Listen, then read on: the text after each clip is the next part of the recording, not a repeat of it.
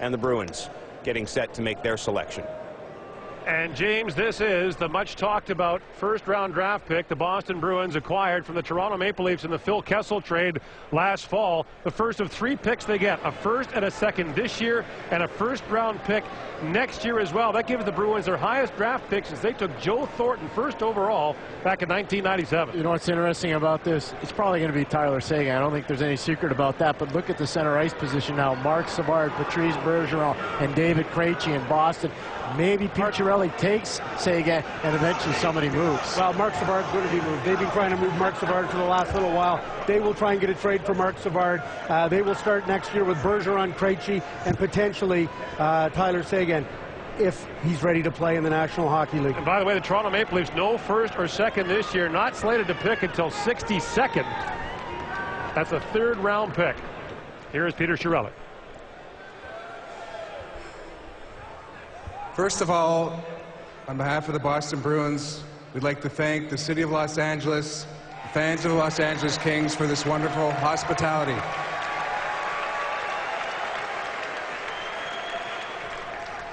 Second of all, I'd like to reach out and say hi to our fans at the draft party at Faneuil Hall Marketplace back in Boston. But most importantly, I'd like to make our selection now. And with the second pick, the Boston Bruins select from the Plymouth Whalers, Tyler Seguin.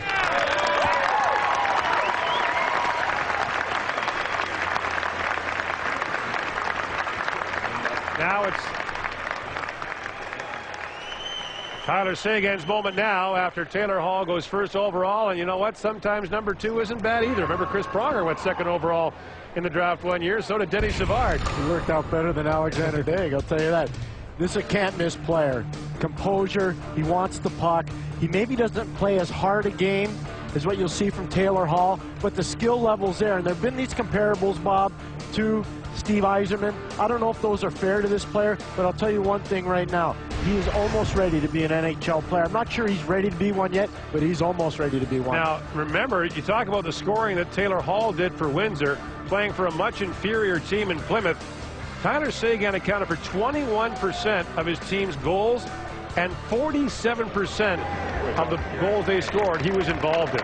To your point, Pierre, he is considered more of a perimeter player, and that's sometimes used in a derogatory term in hockey. That's not the case as his parents Paul and Jackie look on.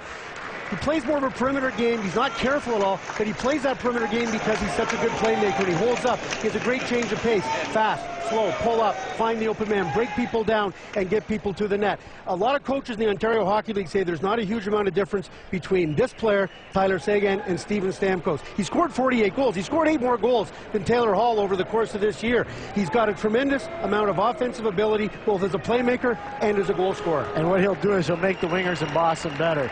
Now, again, we talk about that depth they had down the middle, and I like what Bob said because I do think somebody's going to be the odd man out in Boston at the center ice position, and you got to think because of cap situations, it's going to be Marc Savard. Are we assuming that Tyler Seguin's playing in Boston next year?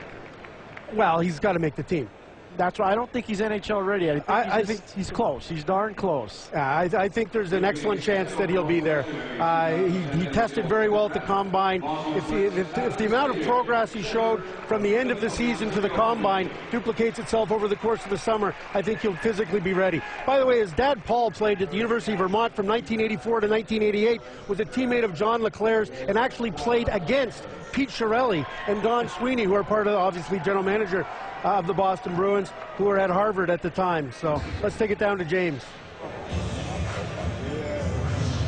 All right, with Tyler Seguin and Pete Chiarelli, the general manager of the Boston Bruins, finally we can officially put an end to Taylor or Tyler. Now you're just Tyler Seguin, Boston Bruin. How does that sound? Oh, it sounds amazing. You know, it's a dream come true to go first round, and then to go to a team like Boston, it's fantastic. The guys were just speculating on next year. Do you think you can have an impact next year with the Boston Bruins? Yeah, that's my goal. You know, I think I'm very confident in my skills, and after talking to the Bruins, you know, I think I can come in and hopefully earn a spot. What kind of player do you see him becoming? Will you use the F word, franchise player?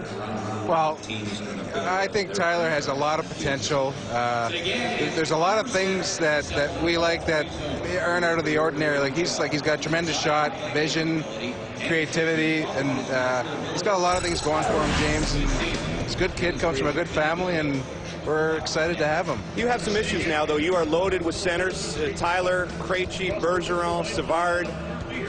Do you now look to deal one of those, perhaps?